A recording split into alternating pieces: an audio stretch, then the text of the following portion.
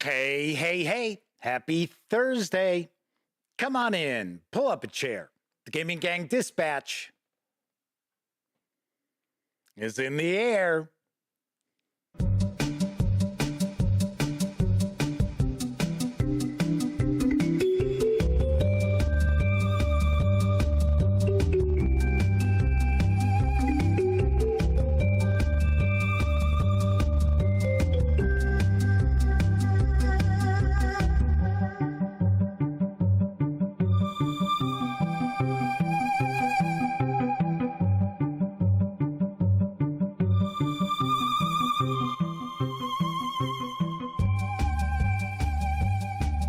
Howdy, gang, and welcome once again to the Duct Tape Studios.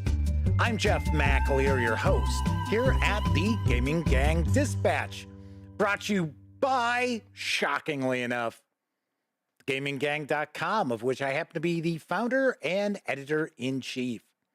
So welcome aboard. Tonight is Thursday, October 5th, 2023. This is live stream 974. If you're not overly familiar with the show, let me point out, super casual around here. Just hanging out, talking about the latest in tabletop gaming news, and then taking a first look, or sometimes I share a review of a tabletop game. So nothing, no rocket surgery going on here, folks. Anyway, tonight I am actually going to be sharing a first look at the third edition of HârnMaster from Columbia Games.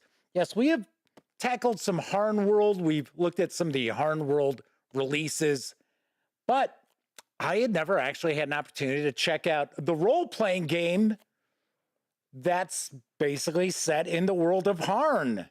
So that is what we're going to do tonight. This is the third edition. I do not know if it's 3.5. I'll talk about that a little bit later, but that is what we'll be taking a peek at tonight. Now, if you happen to be tuning in live, so you can check out that first look at HârnMaster, do want to let you know we tackled the tabletop gaming news first around here. So it'll probably be about 35-40 minutes before we get on into that first look. So if you are watching live, just kick back, relax, put your feet up. It is Friday Eve, as our friend the Madman likes to point out. And of course, if you are watching 30 minutes or more after this show is ended, you'll be able to use timestamps if you want to jump past the tabletop gaming news. I would hope you wouldn't, because I got a lot of cool news like I do every night. But if you're the impatient type and you just gotta get into that HârnMaster action,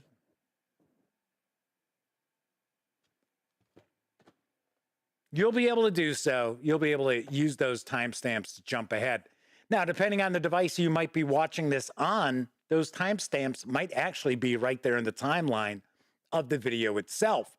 Of course, when you're not watching videos on the Gaming Gang channel, be sure to visit thegaminggang.com for all latest in tabletop gaming news, reviews, and a whole lot more you will not find here on the YouTube channel. You know the drill. Get your geek on at thegaminggang.com. Lastly, because this is a live show, there is chat available. It's not on screen. It's one of the ways I keep some of the more unusual commenters at bay. But if you happen to be a subscriber to the channel for at least 48 hours and you've got a question, a comment, maybe just want to say howdy, maybe you want to get a closer look at the third edition of HârnMaster, chime in. I will do my best to respond. First out the gate tonight is our friend, the Motor City Madman himself, the Madman, who also happens to be one of our chat moderators too. Kathy Evans is with us, as is Testy Trekkie and Roger Perdome. So welcome aboard, everybody. It is Thursday evening, and I am going to dive right on into the news because arriving from Brotherwise Games in November is Empire's End. And here's the latest. You lead a grand civilization at the height of its influence, but can you save it from collapse?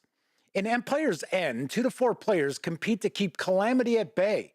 Empire's End marries the intuitive and elegant mechanism of reverse bidding with engine building, long-term planning, and strategic depth.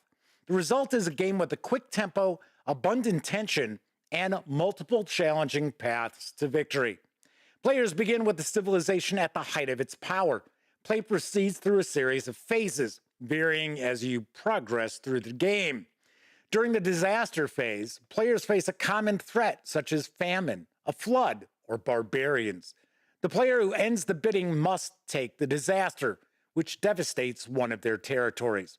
With each disaster that befalls an empire, its people grow in wisdom and resilience. In the style of the modern classic game No Thanks, resources bid by all players will end up in the hands of the player who ultimately takes the disaster card. That player also gains new ability, an innovation that reflects their empire's ability to adapt in the face of challenging times. Each turn, players move across a progress track that dictates whether they will face a disaster or another type of phase. Players can gain new resources during production phases, rebuild lost territories during industry phases, and challenge one another during military phases. At the end of the progress track, the game is concluded, and the winner is the civilization with the greatest number of victory points. Intact territories contribute points, but innovations and military successes can also provide alternative ways to win. Empire's End is for 2 to 4 players, ages 10 and up. Plays around 45 to 60 minutes. It's going to carry an MSRP of $39.95 when it arrives in stores November 29th. And this is designed by John D. Clare, who at one point in time, it seemed like only AEG published his games, and now he has branched out to quite a few other publishers, which is a good thing because we don't tackle AEG games anymore. Womp, womp, womp, womp, womp. But this looks pretty interesting. Kind of curious about this. Agent Especial is with us tonight, as is Marius Smith has joined us in chat. We've got a nice chat off and running so far. On to our next news piece. The latest release in the old school tactical series of war games is up on Kickstarter for Flying Pig Games. Here's the scoop on Volume 4 of Old School Tactical Italian Theater, 1943 to 1945. After the victory in North Africa, Allied planners readied a new campaign. It was aimed at the so-called soft underbelly of Europe, a bold plan to knock Italy out of the war and drain Axis units from other fronts. Beginning with the invasion of Sicily in July of 1943, the Allies pressed the enemy, but there was nothing soft about the bloody fight. The drive to Messina in Sicily, the landing at Salerno, the beleaguered beachhead at Anzio, through all the turmoil, the Allies pushed on towards Rome. Countless river valleys and fortified lines favored the German defenders and stymied the Allies at every turn. The Volturno River, the Rapid River, the Liri Valley, the Gustav Line, the Caesar Line. All of these names proved a deadly challenge to the Allies fighting to control them. The drive up the Italian peninsula was costly for both sides and dragged on until the end, which occurred May 2nd, 1945, with the formal surrender of all Axis forces in Italy. Old School Tactical Volume 4 and the For the Empire add-on brings the exciting OST system to this challenging theater of World War II. It thrusts British forces into the game to battle stout German and Italian units in difficult terrain. Vickers machine guns, commandos, sappers, Bren guns, Piats, and sticky bombs will see action in the game on the side of the British, as well as numerous vehicles including Sherman and Churchill tanks. The German and Italian forces counter with many panzers, including the Mutter III, Nashorn, Panzer IV-G, the recently produced Elephant, the less than intimidating Renault R35, and the dreaded Tiger I. Additionally, tough German infantry and their Italian counterparts will be yours to command. And you'll command these tanks and men across a large map of beautiful Italian countryside designed for players to contest the many exciting scenarios included in the playbook. It's Shane Logan who's drawn it, so you know it'll be beautiful to look at. There is a very short Kickstarter video. It's about 45 minutes. Seconds. I'm joking. It is from our friends over at Flying Pig Games, so let's give a peek.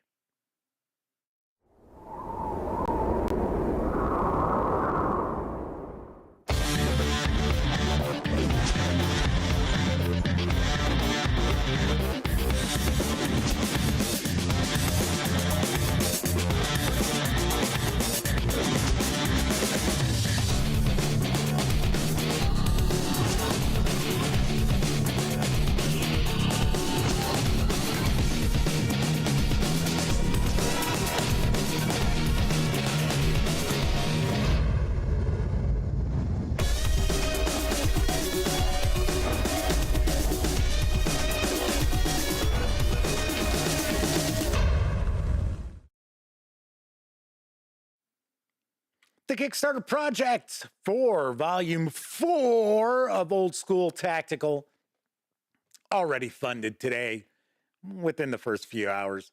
You can reserve a copy of Volume 4, Italian Theater, and the For the Empire expansion together for a $150 pledge, or get just Volume 4 for a $105 pledge, or just grab For the Empire for a $50 pledge through October 24th, my birthday. Expected delivery is next February. Sweet. So yes, Mark H. Walker reached out to me this morning and said, hey, would you mind sharing news of our new Kickstarter? Which of course I always do. I always share news for Mark and Flying Pig Games, or Tiny Battle Games, or Tiny Battle Publishing, I guess is the official name. And that's why we actually have 2 board game news pieces tonight. Because, lately I've been trying to just do 1 board game news piece and 3 role-playing game news pieces. But yes, this right away funded very, very quickly. And I do see that we've got Viper Dave, Hector Strafford, Agent Especial, as well as Melwinius from York in chat with us. And helping to herd the cats is Flaming Huron, another of our chat moderators. And I would think that our other chat moderator, Sarah D., is probably hanging with us as well. Hector Stafford says, I backed the latest Harn Kickstarter based on your recommendation, so I'm looking forward to this review. Hope my PDFs arrive soon. So, Hector, do want to point out, I did not review anything from Harn. Those were first looks. Just like tonight, we'll be taking a look at HârnMaster. It is not a review. I am actually going to take the shrink wrap off of this box in front of you. So it's very important that you understand it's not a review. It's just a first look. Now, of course, I do follow up with reviews later on down the line, but just so you know, it is not a review tonight. Don't put that kind of pressure on me. I'd have to be psychic in order to do that. And yes, Sarah D is with us. On to some role-playing game news. Because earlier today was the launch of a Kickstarter for Modiphius Entertainment to bring the setting. Why did that suddenly pop up like that? That was very weird. It's like, all right. Did my fingers hit the wrong button? I don't know. Anyway, Cohor's Cthulhu is up for Kickstarter funding for Modiphius Entertainment, and allow me to share some details. Cohor's Cthulhu is a setting for Lovecraftian horror, placed against a backdrop of epic heroism, intrigue, and strife during the height of the early Roman Empire. Brought to you in this campaign by a role-playing game and accompanying miniatures. Amid a war-torn and fractious world in which Roman legionnaires bent on conquest face off against barbarian warriors protecting their tribes, players take on the roles of diverse heroes from regions across the empire. Egyptus, Assyria, Britannia, Gaul, Germania, Hispania, and even eternal Rome itself. Rising from a wide array of backgrounds, they battle baleful horrors facing all of humanity. This fight also requires the remnants of forgotten magic preserved by priests of jealous and competing gods. Fickle as humanity's gods may be, they are sometimes the only recourse against those from beyond the stars. Nyarlathotep, the god of 1,000 forms, has unleashed myriad schemes across Rome, Germania, and beyond. In the shadows lurk powerful, corrupted survivors of Atlantis, their minds twisted by Sisyphus, the shattered god. Deep ones demand sacrifices from coastal villages and conduct raids along the waterways. Migo have sent expeditions into the mountains to plunder Earth's resources and perform horrific experiments on its peoples. Nightmarish creatures and ancient beings of incalculable power stalk the periphery of civilization, seeking living things upon which to feast, or worse. There is a reason why humanity is coveted by entities that can swallow entire stars. Their limitless potential threatens even the gods. It falls to your heroes to achieve that potential. The stories of this era will take their place among humanity's most epic tales. What part will your heroes play in them? So we do have a Kickstarter video from Modiphius Entertainment. Let's give it a watch. Where legends walk the lands and terrors prowl the vast forests. Now, ancient secrets can unlock the power to thwart inhuman gods who threaten chaos and destruction. Some brave few of us fight a hidden war on the fringes of the empire, far from the comforts of Rome. Along the northern border, our legionaries stand ready, facing toward our enemies of past wars, the Germanic tribes. But it is something different that emerges from the dark forests that cover this land. A swarm of horrors taken from nightmares and soaring to the hungry gods beyond the stars stakes our ruin. We must band together to stem the tide. This battle will not be won by marching columns, but by individual heroes who have faced terror and know its fate. Join us in this fight. We will use steel, fire, strange magic, and even ancient weapons of fallen civilizations to challenge the eldritch horrors threatening the Empire. Will you stand with the brave men and women of Laudium? Will you answer the call? Win honor for Rome or glory for your tribe, it matters not. We will show the enemy we will die before they can take our homes. Mighty warriors of Rome and our brave barbarian rivals, put aside your hatred and join forces to battle nameless horrors from beyond space and time.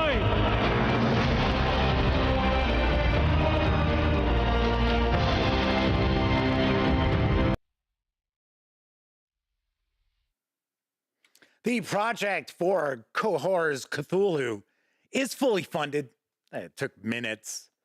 You can reserve copies of the hardcovers of the Player's Guide and Game Master's Guide, plus PDFs, because there are some additional releases that are only going to be in PDF to start off with.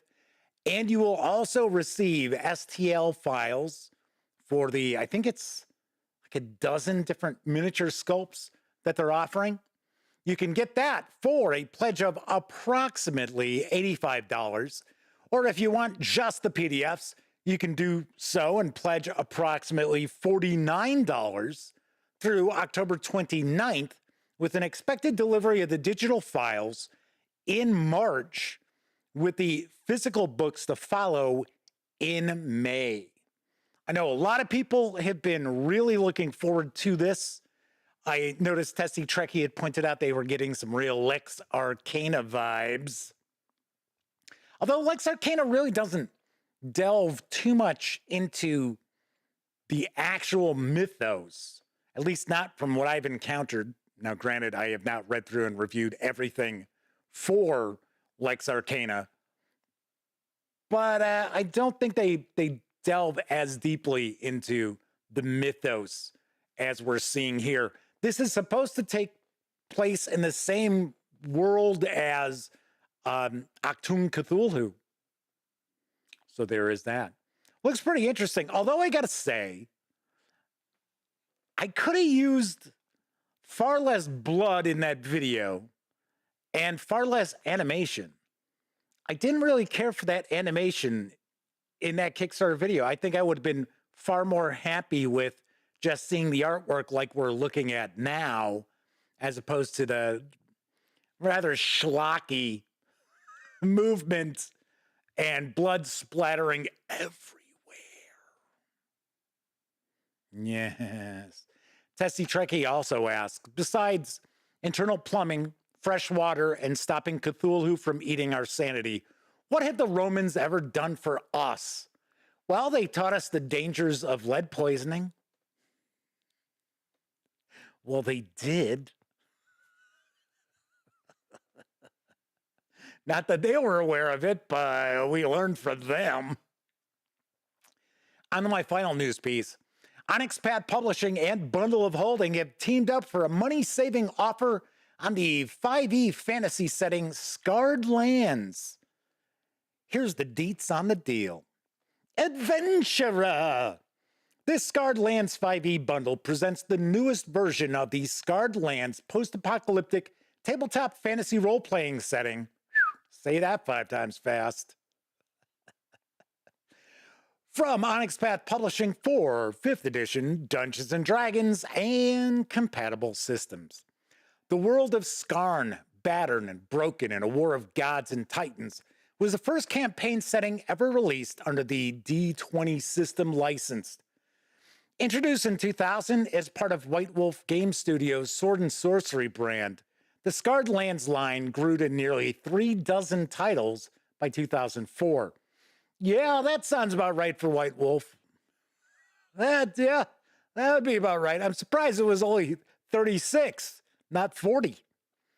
In 2016, a successful Kickstarter campaign resurrected the Scarred Lands setting under the 5e open game license. This new offer brings you the 5e Scarred Lands Player's Guide and major supplements, campaigns, and adventures, plus a generous range of D20-era location books that work fine with the new version for an unbeatable bargain price. For just $17.95, you'll get all 9 titles in the starter collection as DRM-free PDFs, including the complete full-color 314-page Scarred Lands Player's Guide, the 5e Scarred Lands DM screen and creature collection, the Yugman's Guide to Kelspad character expansion, the Wise and the Wicked 2nd edition NPC book, and the 3-part Sparagos saga, Gauntlet of Sparagos, Dagger of Sparagos, and Ring of, you guessed it, Sparagos. And if you pay more than the current threshold price of $30.69, you'll level up and also get the entire bonus collection with 17 more titles worth an additional $145. Includes the full-length campaign Dead Man's Rust, the collected 6-part location source book, Vigil Watch, 11 location source books from the original Scarred Lands product line, Blood Bayou, Borak Torn, City Under Siege, Calastia, Throne of the Black Dragon, Edge of Infinity, The Scarred Plains, Halophast, City of Necromancers, Mithril, City of the Golem, the Penumbral Pentagram, I'm sorry, take that back, Pentagon, Scarred Lands Adventures, okay, it's not technically a location source book, Shelzar, City of Sins, Strange Lands, and Wilderness and Wasteland. You'll also receive 4 sets of virtual tabletop assets for various Scarred Lands books from the Player's Guide, Creature Collection, Vigil Watch, and Dead Man's Rust. These savings will run through October 23rd, and 10% of your payment after gateway fees will be donated to the Bodhana Group, which I do believe is a group that promotes better mental health through tabletop games. I don't know if that's like exactly what their claim is, or their, I guess I'd say mission statement, not claim. But I believe that is what they do. So I gotta say, there's a lot in this bundle that you can get for essentially, it's probably closer to $31 right now. But just think of it. You're going to get, what, 20 PDFs? No, I'm sorry. I take that back. 26 PDFs. Plus, you'll also get those virtual tabletop assets. So pretty cool. Pretty cool. Tessie Trekkie says, Halloween game decided, strange goings on in a weird post-apocalyptic Nolans. Well, should be fun. Should be fun. So anyway, once again, this runs through October 23rd. Don't miss out. That's it for the news tonight. Although I did not mention DriveThruRPG tonight, don't forget the Gaming Gang, thus the Dispatch, is affiliated with the One Bookshelf sites. So if you are going to visit DriveThruRPG or Dungeon Masters Guild, Storyteller's Vault, what have you, please stop by thegaminggang.com first, click on one of our banner ads. That way, if you happen to make a purchase, I get a small portion of that sale. All those nickels, dimes, and quarters really do add up and help keep thegaminggang.com around. Also, if you like this video,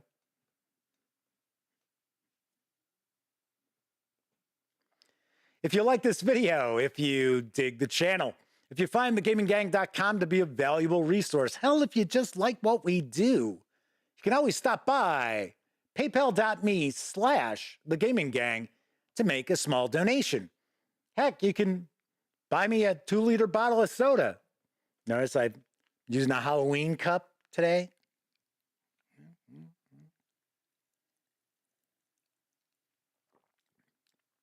Ooh, I can taste the zombie. And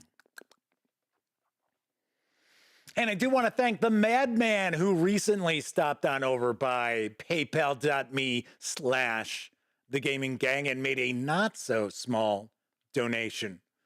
So thank you to all of you out there who use our banner ads and or visit paypal.me/thegaminggang. Thank you kindly. Flaming Heron says, taste the brains you meant. Brains. So Marius Smith says, I'm catching up on the stream and cohorts of Cthulhu. Cohors is actually what it is. So it's COHORS.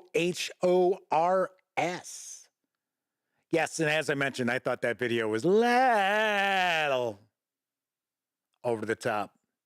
So oh my gosh, that's right. Melwinius did make a donation. My apologies. Yes, Melwinius from York did make a donation recently as well. I forgot. Sorry about that. Lots on my mind as of late. So a few things I did want to talk about tonight, and then we will move on into our first look at HârnMaster. And it'll be pretty quick. Don't worry. Do not worry. Just so you know, got another email back from D&D creators. They're just blowing smoke. So I did post here on YouTube, on Twitter, Facebook, what was going on and my take on all of this. And as far as I can tell, it appears as if there are now at least 2 separate groups of reviewers for Wizards of the Coast as far as Dungeons and Dragons. And it looks like the breakdown is those who are in Wizards of the Coast back pocket and those who are honest with their viewers and provide legitimate, honest reviews of Dungeons and Dragons releases. And those in the second category are going to receive review copies far, far later than the first group.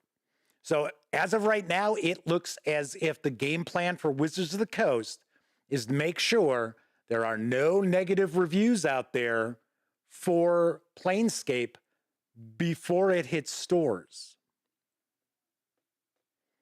That's what's kind of lining up right now.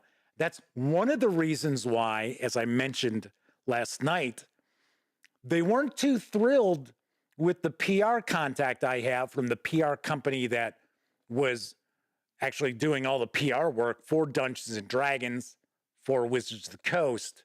My contact gave me the digital code for Planescape. Now, I hadn't taken a peek yet because personally, I don't really like D&D Beyond. I like PDFs.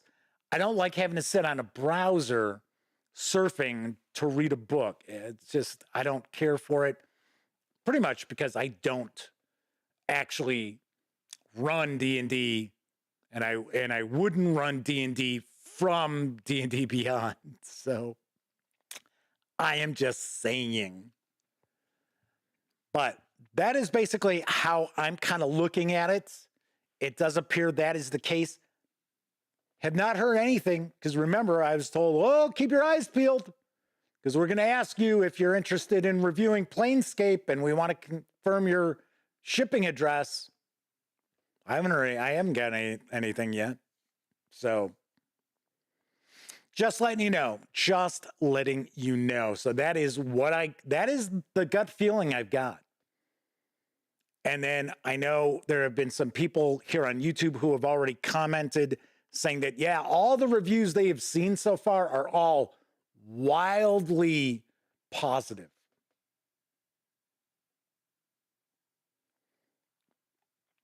We'll see. Hey, I'm not saying it's not magnificent, right? Because I haven't looked through it. I haven't looked through it yet. But if Spelljammer's any indication, magnificent's probably not going to be the word I use. So anyway, so there is that. I wanted to let you know. Also, next week I will be taking off. And I need a little me time. I just need a little me time. Because, this Wizards of the Coast thing, it hurts my feelings. That's what it is. That's the reality. It hurts my feelings. And I've had some folks say some really nice things and comments to me. And I really do appreciate it because a lot of people don't realize, especially like if you're a subscriber here on YouTube, and maybe you don't necessarily look at comments all the time. I get a lot of like bullshit comments from people who are just really, really nasty and rude. I just delete them. So you don't end up seeing them. Unfortunately, I have to see them. It's like, I wish YouTube would be like, yeah, Jeff, you don't need to see this. Anyway, so yes, I am going to take a break from the live stream next week. I am also going to be taking October 24th off, which is a Tuesday. Happens to be my birthday. So we are going to be getting together over at my brother's house, and my mom's birthday is the next day. If you have been a longtime viewer, you know I always joke around that I was the worst birthday present my mom ever got, and she couldn't return me either. So there is that. Anyway, so just so you know, is there anything? Oh, the other thing I was going to mention, and it was something Mel Winius had pointed out, that they had made some purchases based on coverage they've seen on the Gaming Gang channel. Do me a favor, if there's ever something that, and this goes for everyone, not just Mel Winius. By the way, Mel Winius, this is just for you. Let the company know. If you make a purchase based on a video that I've shared, or even a written review that Sammy does over on thegaminggang.com, let that company know. Because for one, it helps solidify their opinion of the Gaming Gang, right? As I had pointed out, it seems like Wizards of the Coast just doesn't appreciate the work that I do. So I have lost standing in their eyes for whatever reason. Maybe I've cost them money by giving you honest reviews and critiques of their products. Don't know what to tell you. My loyalty lies with you folks, not with any publisher. Never has. Anyway, so let them know. Just shoot them an email, or a lot of times they have a contact section on their website where it's just a contact form. Just let them know. So, hey, I just want to let you know I picked up XYZ game. I saw a video that Jeff at the Gaming Gang did, and it really piqued my interest, or really sold me on your game. They appreciate that too, because I say it all the time. A lot of companies out there do not realize how they do business. Where do their customers come from? They know, okay, well, we've got so many orders that have been placed, and that's it. It's like, okay, so even game companies that don't really work with like direct sales to gamers out there, and there's some that do not sell their games online. You got to go through a retailer. They just go straight through a distributor. Still doesn't hurt to let them know. It really doesn't. And it really helps me out, and it helps the publisher out as well. So, sweet. All right, let's take a quick peek into chat, and then we will move on along. So Madman says, these Wizards of the Coast business practices are only supporting my decision not to purchase any of their products anymore. Personally, I think it's disingenuous for them to, and I mentioned this if you saw what I wrote earlier. I find it interesting that a company that practically falls over from trying to pat itself on the back so much about being how inclusive they are and how they're all about fair play and equality and everyone's welcome at our table, is actually breaking reviewers off into different groups, and some will be receiving review copies of stuff far, far earlier than the other group. Well, now there's no longer an even playing field for reviewers. I mean, it's bad enough that those of us out there who have outlets who really do care about this hobby have to sit there and compete with shit like Dicebreaker and IGN and Forbes. I thought Forbes was a financial paper. Suddenly they're into tabletop games. Yeah, because all they give a shit about is clicks. They don't really care about the game. That's why you see all these articles where it's like top 10 two-player games. And you see the same recycled stuff all the time. Oh, best Euro games. And it's always Settlers of Catan. Always part of that. So it was bad enough that we have to sit there and fight these huge outlets that have all this money behind them.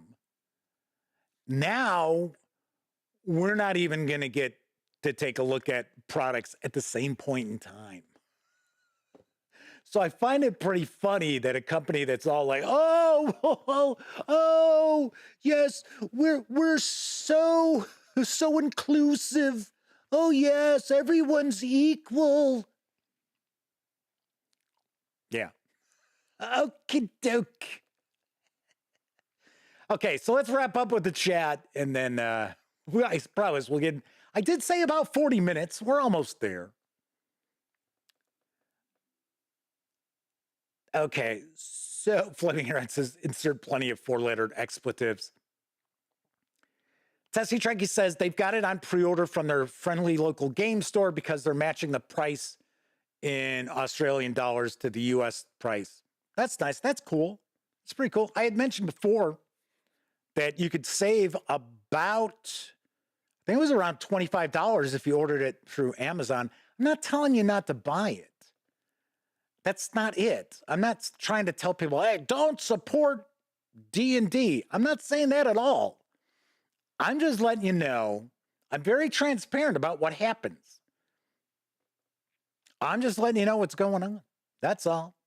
Flaming Heron says, I wish I could see them. I want to give them a piece of my mind. If you can't say anything positive, don't say anything at all. Agile Monk is with us, pointing out they love HârnMaster.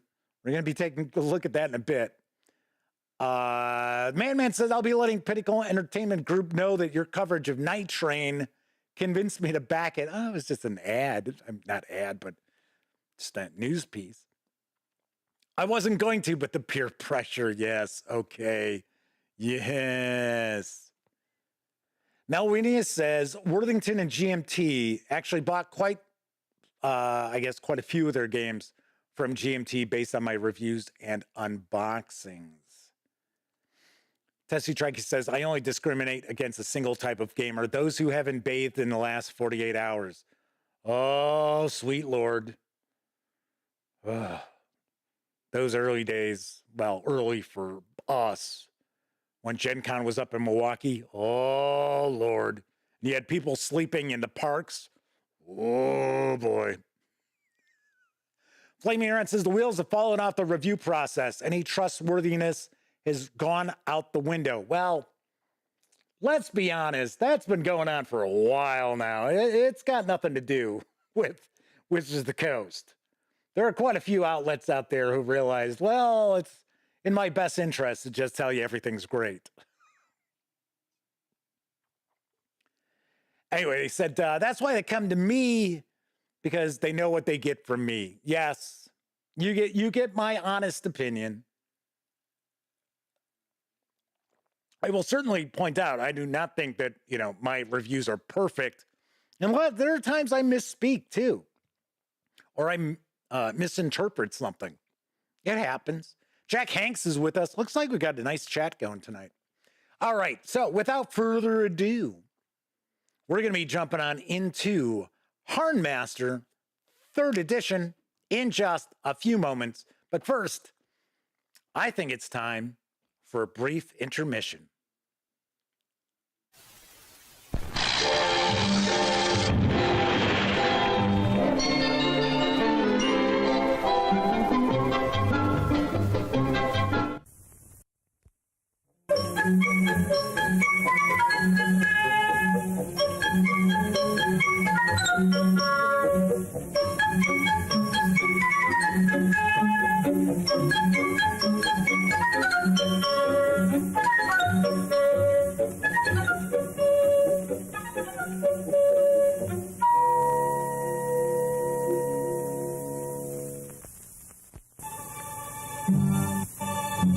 Do you see what I see? I see a beautiful hamburger. I bet it's a clue. Yeah, I bet. We'd better memorize it. I don't think we'll have to memorize it. The hamburger's winning. Boy, my mouth's watering. Let's go. If you don't start drinking Wilkins coffee, I'll make you into 2x4s. I should have saw this coming. He always was a cut-up.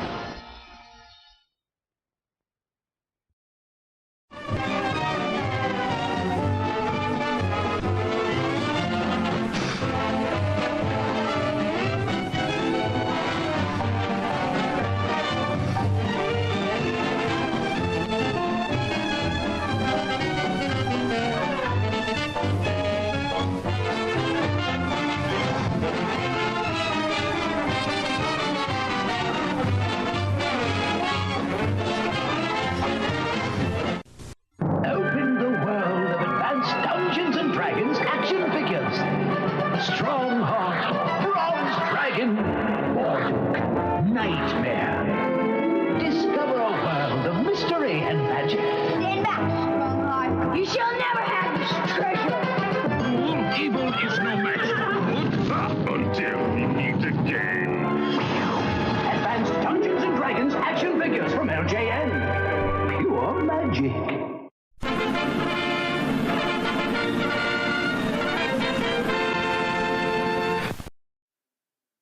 Oh, I just had to throw that Advanced Dungeons and Dragons toy commercial in there. Just had to.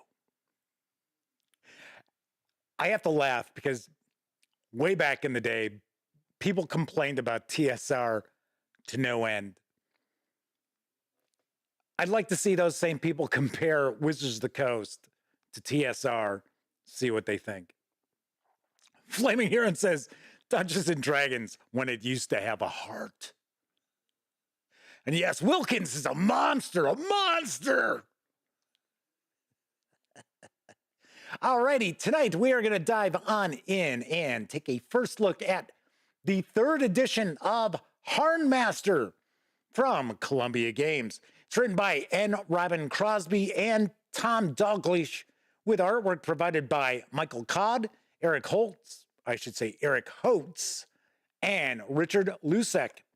This box set carries an MSRP of $49.99, or you can grab just the PDF alone over at DriveThruRPG for $39.99.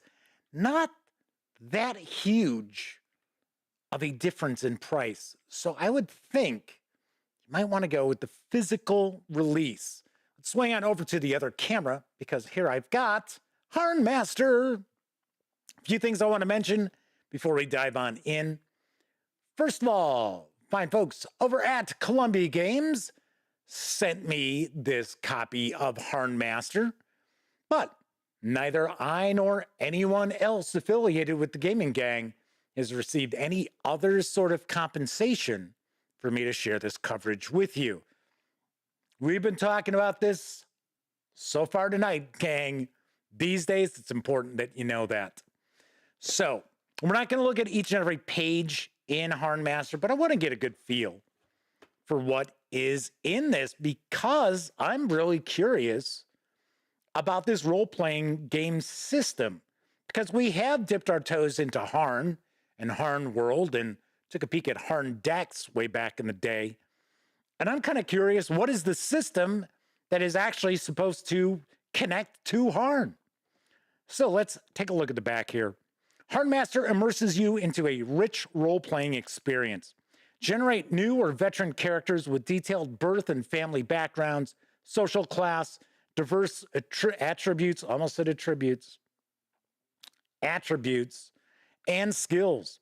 Choose occupation, education, training, and connections, and begin play with a well-defined part to play within Harnic society. HârnMaster Combat develops the story further. Employ interactive tactical options to control your combat destiny. Percentile skills rolls for attacker and defender are compared, causing descriptive graphic injuries like a severed limb or crushed finger. I think I would take the crushed finger over the severed limb. Missile and mounted combat, as well as magic, religion, and psionics all integrate seamlessly. The system is elegant, intuitive, and easy to use. Marius Smith has shared a super chat. Thank you very kindly. And Agile Monk just did. Thank you very, very much. All right, let's crack this open. I was taking a look to see if I happen to have a 3-ring binder handy, because I'm pretty sure this is going to be like the other Harn releases where it's the loose pages. So, oops. Let's find out. So here yeah, that is what it looks like. Yep, sure enough. For a 3-ring binder. I have to say that, and I understand why Grant and the folks over at Columbia Games has this set up the way it is. But I honestly think they should do a Kickstarter to get an actual hardcover book, just like they did with Harn World. I'd like to see them do that with HârnMaster.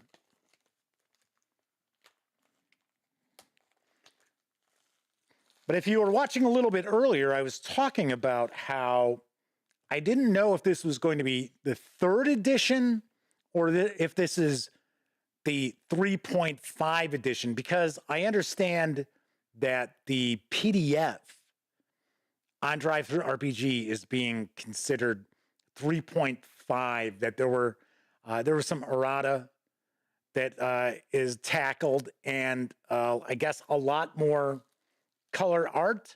So I don't know. But we do have a pad of dual-sided character profiles, so character sheets. Kevin says the loose leaf pages are probably how they keep the price of the box at $50. I don't know. Could be. I mean, let's be honest.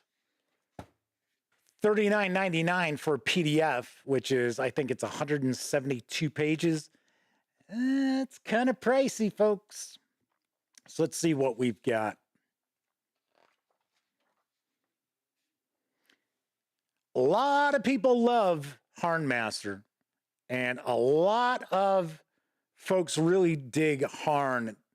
And the fans, I would say, are pretty rabid, I guess would be the term I would use.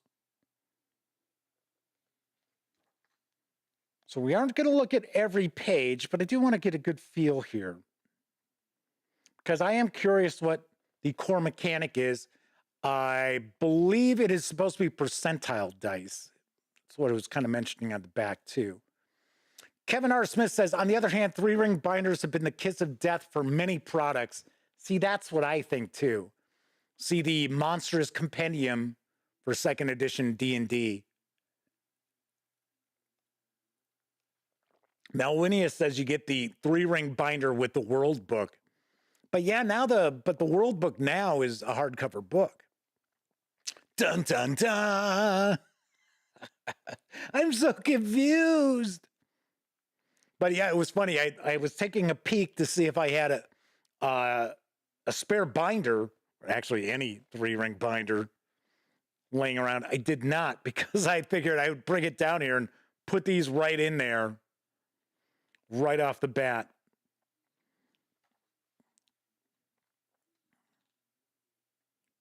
So we're talking about dice conversions there, generating characters. So we've got your birth attributes. So we have humans, elves, dwarves, and other, which is the Game Master's at the Game Master's discretion, if they're going to choose to allow that, or if they're going to have these various different species involved in their game world. So we've got our physical attributes Looks like we're looking at our kind of traditional 3d6. Agile Monk says, we Harn fans are serious. Oh, yeah. I completely get it. And I am very impressed by just the amount of detail that goes into the world of Harn. There's no doubt about that whatsoever. So we actually have attributes for eyesight, hearing, and smell, and voice. Voice is the pleasantness or volume of a character's voice. Excellent and unearthly voices are in high demand. Voice affects a number of communication skills. That's kind of interesting.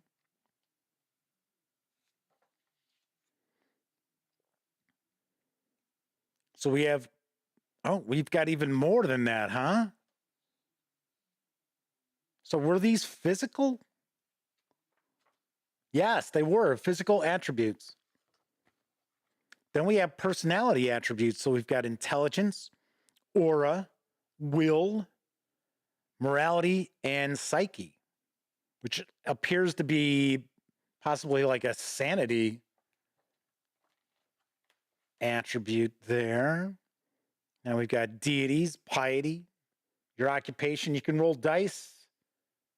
Now, I thought maybe there was a table here if you wanted to have a random occupation.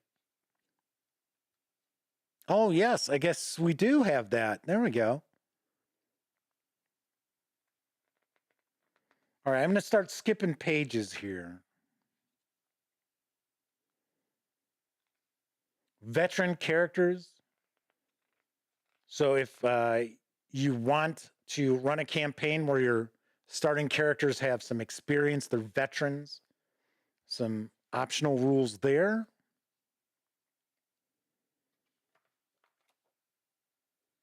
Character design.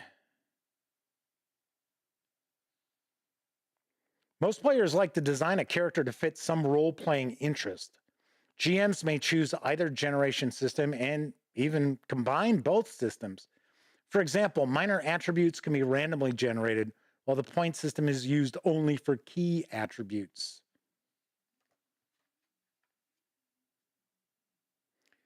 Melwinia says their online retailer of choice says the Harn World module comes in a 3-ring binder and has 2 components. Yeah, all I was saying was that because I just did a first look at it, the hardcover book that Grant and Columbia Games kickstarted, which was going out to backers back when I talked to him at Gen Con. I actually invited Grant to join us tonight in chat. I didn't hear back from him, but I did let him know that I was going to be taking a look at this tonight. So these are clerics. And then it looks like we're getting into some of the deities. Shekvar. Shekvar belonged to one of 6 ancient and esoteric suborders. Each convocation stresses on certain Varic principles because some conflict with others. Oh, I'm sorry, because some conflict with others. Most Harnic Shekvar reside in Meldurn. You know I'm mispronouncing all this stuff. Omanal's with us in chat. Good to see you. They point out, I do not like 3-ring binders as the paper tears. Yeah. But I put a lot of reference material in 3-ring binders when I print the tables out. Yeah, a lot of times when I would do stuff, this is years and years ago, I would go and get those little stickers that you put around to kind of strengthen that. I know, absolute pain in the ass. So we've got military careers. So feudal, fighting order, imperial, Viking. And then we've got the elven and dwarven. Then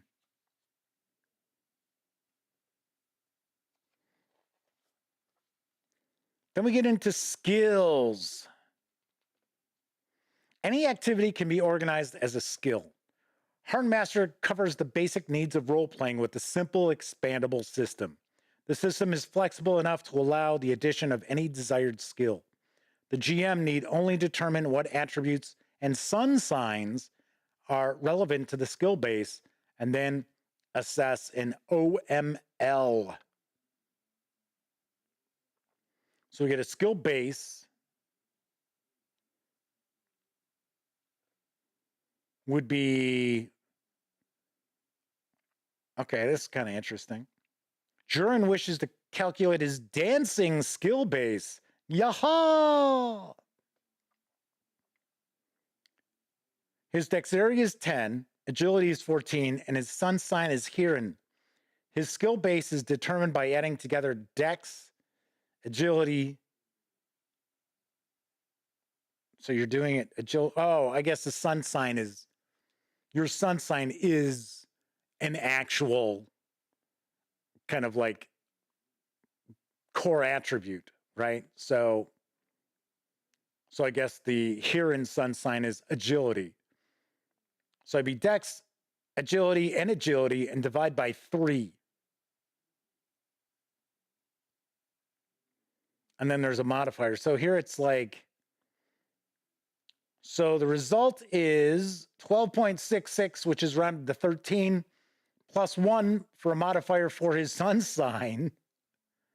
And the skill base would be 14. Is that using percentile dice?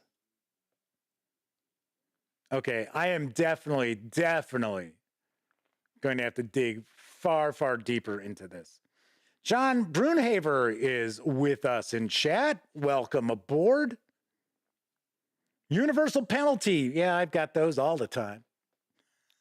Seems like.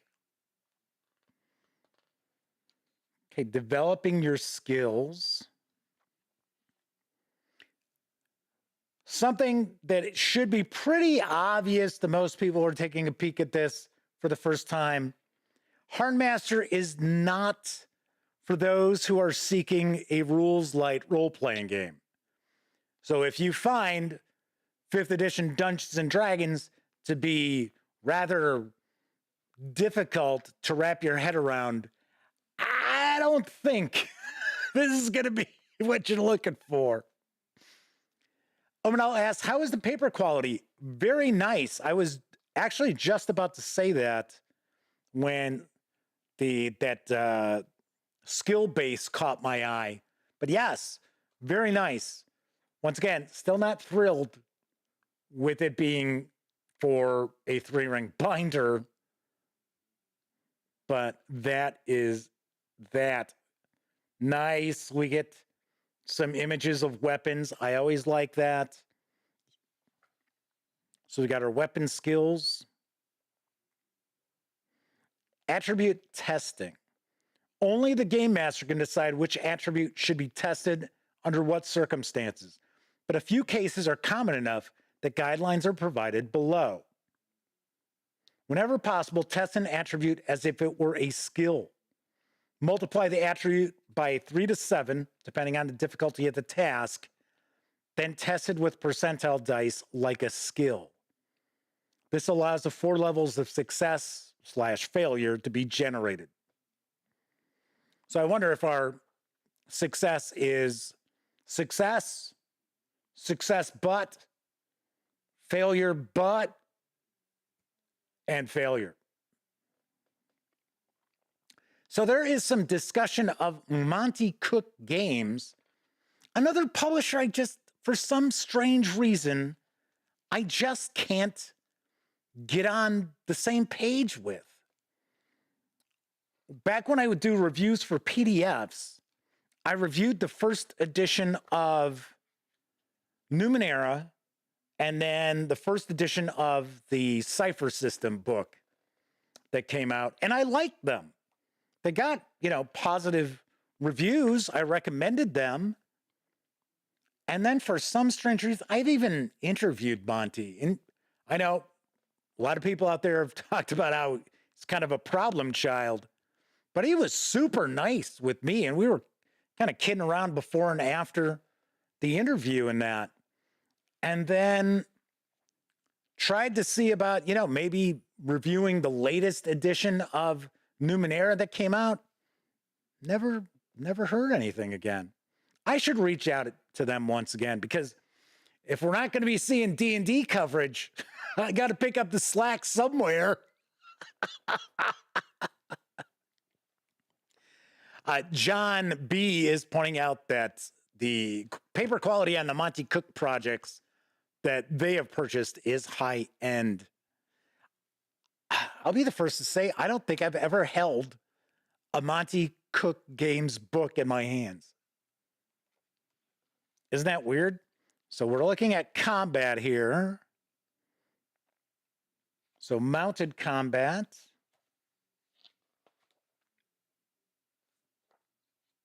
Tactical advantages. I would think the combat should be pretty crunchy. So we have a separate section on jousting. And then we move to physicians. So let's see. I'm kind of curious. Let's jump back here. So we have scale if you're using miniatures. And this is interesting. This just shows you how old the key concepts of HârnMaster are, because it says the HârnMaster combat system is compatible with 25mm miniatures. You know how long it's been since the standard for miniatures was 25mm? A long, long time. The 70s? Maybe into the 80s? Jack Hank says, Old Gods of Appalachia is incredible. I think I emailed Monty Cook Games asking about maybe reviewing that. I'll reach out to him again. Because, you got to realize, publishers out there all day long, day in, day out, are getting hit up by everybody and their mother saying, hey, I'm a reviewer. I want to get a review copy of this stuff. So we've got a combat sequence. So combat's resolved in rounds. Each round, each character has a turn, and they execute an action option. When the action option is resolved, the character's turn is over. It's the next character's turn. There is initiative. Some of your options: rest, pass, if you want to forfeit your turn, free move, engage, charge, disengage, rise, if you're in a prone position, grope. Hey, this is a family channel here. Guess it's just grabbing for something. Melee attack, missile attack, grapple attack, esoteric attack. So we have the attack declaration, defense declaration. So the attacker declares their target and the weapon they're using, and optionally aiming zone and weapon aspect. Oh yeah, this has got some crunch here. Flaming Huron says, certainly is grabbing for something. The defense declaration is block, counterstrike, dodge, or ignore. Then we have the skill test, combat results, injury determination. Okay.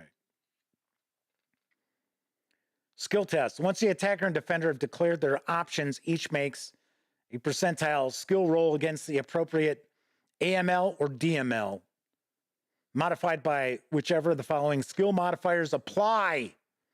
Physical penalty, special penalty, aiming, outnumbered, prone.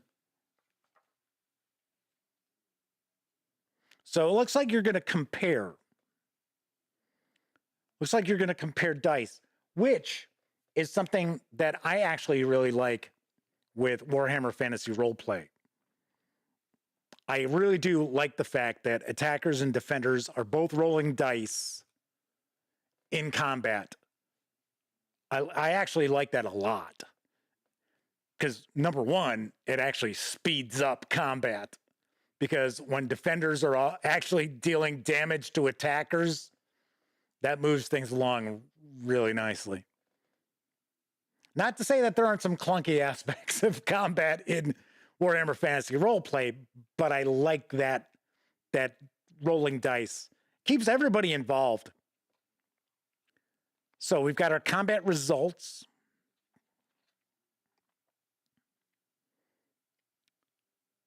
Weapon damage.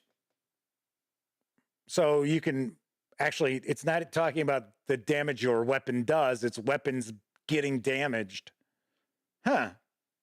Interesting. Injury table.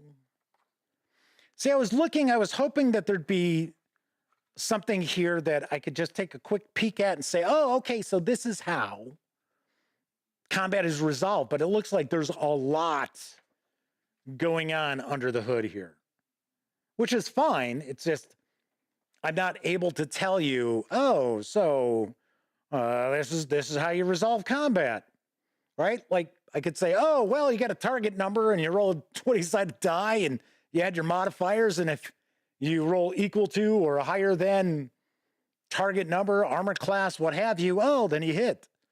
Not the case. So here we've got, this is something else that's a little different that people takes a little time to get used to with Harn World, Harn Decks, is that there isn't always like a natural flow to it, like if you were reading a book. So here we go from combat into physician. So we've gone from the combat rules to one of the, essentially looks like a career, right? Just like we had the section about the cleric. Yeah. Then we go to psionics. But once again, this is why this goes into a 3-ring binder.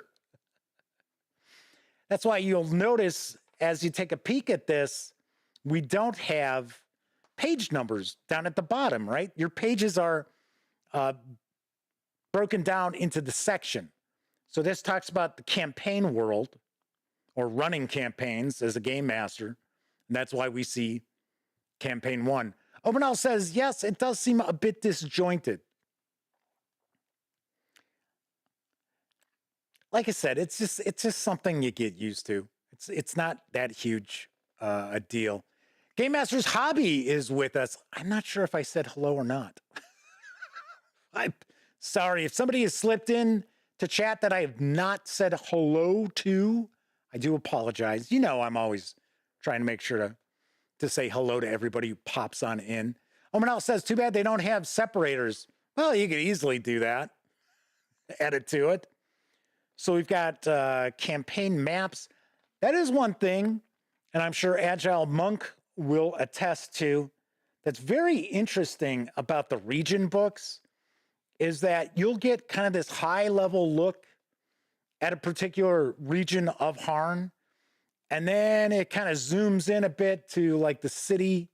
You get kind of a city level, and then it zooms in again, and then we get kind of like street level maps for some areas. It's actually really nicely done. If you are someone who's looking for a lot of detail to your campaign world, one that's going to be kind of a low magic fantasy setting, this is something you want to take a peek at. Now we're in a treasure section. Potions and elixirs, gems and jewelry. Written works. Nice. Mystical tomes. I like the artwork throughout. And you will certainly attest that you are getting a lot of game content here. Harn and the Harn World releases are not the sorts of books that you see, oh, look, a quarter of the page space is just artwork. And I know some people are like, and I love cool game art, don't get me wrong. But there's been times that we've seen releases over the years where 30% of the page space was art. And it's sort of like, okay, when you add the fluff on top of that, not a whole lot of gameable material. Well, that is not the case here, as you can see. We've got our bestiary, which appears as if it's just kind of tables that have a breakdown of the various attributes and things like that, different skill ranks. So we're not getting kind of a monster manual here. But that doesn't mean that there aren't other releases. Just like, I don't know if it's still something that they release, if they still sell it. I know there was a HârnMaster book, which my assumption would be is that it is the kind of essentially the spells for HârnMaster. So here we've got, looks as, are we talking about another?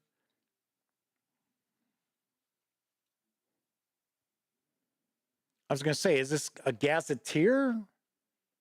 No. Oh, no, I think this is kind of a bestiary here with the orcs. Because I thought maybe this is an area called Gargoon. Let's take a look.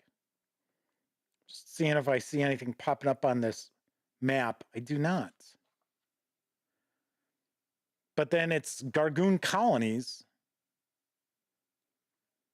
Maybe the Gargoon are the orcs. Maybe that's what they're known as. The Hru. Huh. Yeah, this is kind of a bit of a bestiary with these, because it says Hru, the rock giant. The Hru is a gentle rock giant that typically stands 12 feet tall and weighs 3 tons, although some attain 15 feet in height and 4 tons in weight. They are nocturnal and transform during the day into a large boulder or pile of rocks. At night, the Hru's earth-shaking stride has frightened many a traveler. And it looks like these are the areas that you would encounter them. Sweet. So we are at least getting a few different creatures. Then we get our index, which is kind of funny because we don't have actual page numbers. But it is telling you, okay, for an example, like armor damage, combat 5. So Hector says, my understanding is that this book is meant to be paired with the magic book, the religion book, and the dedicated bestiary book. All right, well, Grant, if you're watching this at some point, the gauntlet has been thrown down. I'm taking a look at HârnMaster. But I guess we need the magic book, the religion book, and the bestiary too. Agile Monk says, you saw some of this approach in Iron Crown Enterprises, Arms Law, and ultimately RoleMaster. Gotta be honest, I personally think that RoleMaster just got way too deep into the weeds as far as combat. And I can't even imagine spending that much time sitting there, you know, having to roll all these dice and then, okay, critical hits and all this and that and the other. Agile Monk says, yes, Gargoon are orcs. Thank you. I figured you would know. I will point out that Grant was kind enough to also send me the Game Master screen. So that is what this is here.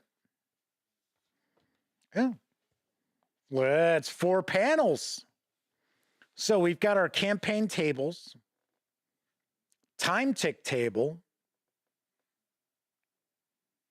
treatment table.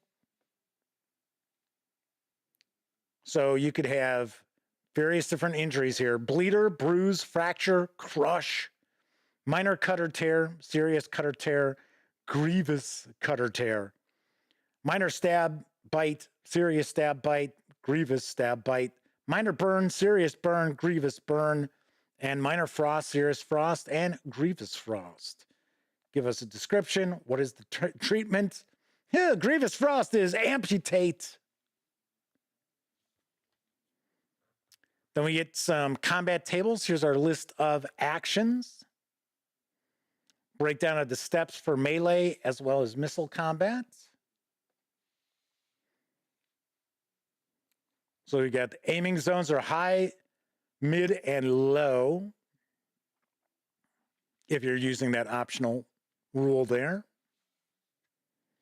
Nice. And nice thick cardstock. This will hold up nicely. Okay. Gotta be honest, I do not have a price on the Game Master screen. I apologize. Madman says, wondering if combat in HârnMaster takes as long as combat I experienced in GURPS. You know, that's one of the things that I just don't get. And it's got nothing to do with it being from Steve Jackson Games. GURPS, as far as their source books that would come out, I used to pick up quite a few of them. Never ran it, but I would pick them up. Like wild cards, I don't know if any of you out in chat read the wild card series that George R.R. Martin was the editor of. The first, 8 books are excellent. Gets a little shaky after that. But there was a wild card source book for GURPS. Picked that up. I was like, oh man, this is so cool. I think I picked up the Conan source book that they had. So I'd pick them, something caught my eye, even though I wasn't running GURPS. But man, yeah, GURPS was super crunchy. And I think, at least the way I've seen it, is I think the people who are looking for really, really tactical combat, the people who don't care if they get together for a game session and that game session revolves around a single fight. Because I know there are people out there who are like that, where it's like, oh, well, we played for 3 hours and we got to visit an inn. And then for about 2 hours and 45 minutes, we were fighting people at the inn, sort of thing. Openall says they don't like the GURPS character creation. The system itself isn't so bad. Yeah, I was going to say, there are a lot of people who just, swear by it, that it's like, it's GURPS or nothing. All right. Anyway, HârnMaster is available. The box set we were taking a peek at carries an MSRP of $49.99, or you can grab just the PDF alone over at DriveThruRPG for $39.99. All right, that is it for this time out. Once again, I will be on break next week, but that does not mean that I will not be sharing videos. Just not doing any live episodes of the Gaming Gang Dispatch next week. So stay tuned, because there is going to be a lot of content popping out. It's one of the reasons why I'm going to take next week off, so I can focus on getting some reviews out there, because I'm behind on reviews at the moment. So keep that in mind. No live streams next week, but I will be back Tuesday after that. So be sure to keep that in mind. Anyway, also should point out that if you are listening to the Gaming Gang October Spooktacular 2023, I keep doing that. Every time I say spooktacular, I do that with my hands. There will be a fresh episode tonight at midnight, Chicago time. So be sure to tune in. It is a good one. Actually, all the shows I have shared are good, but this one is pretty bizarre. Kind of weird. And you, up until the end, you're sort of like, where is this going? Because I'm feeling a little creepy. So definitely check that out. All righty then. If you like this video, by all means, please give it a quick thumbs up. Subscribe to the Gaming Gang channel if you haven't already. And if you do subscribe, don't forget, ring that bell, because it'll not only let you know when the Dispatch streams live Tuesday, Wednesday, and Thursday evenings, except for next week, at 7 p.m. Central. It'll also inform you when new episodes of The Spooktacular arrive. And it'll also nudge you when I upload other videos, such as my upcoming review of Vaesen, Seasons of Mystery from Free League Publishing. So yes, stay tuned. If you're watching live, thank you very much. If you're watching live and took part in chat, a bigger thank you and tip at the cap. Do want to mention, reason why I'm wearing this is a shout out to one of our Memorex viewers, Wraithling, who pointed out when I was talking about the D&D Wizards of the Coast fiasco going on right now. They said it's my Irish rebellion showing through, coming into play. I guess so. Maybe so. Anyway, if you watched live and took part in chat, thank you very much. Not only are you keeping me company, you're keeping each other company while I'm doing a page through of an RPG or doing an unboxing of a tabletop board game. Of course, once again, I know a lot of you out there don't have an opportunity to watch live. Doesn't matter if you're watching live or on Memorex. Thank you very much for taking time out to watch any of the videos here on the channel. I really do appreciate it. Thank you. All right, everybody, enjoy the rest of your morning, afternoon, evening, whatever time of day it is in your neck of the woods. I will be back in a couple of weeks, so you'll only miss me for a week doing the live show. But of course, once again, I'm Jeff McAleer, and until I see you next time, here's hoping all of you get to enjoy plenty of great gaming with your gang.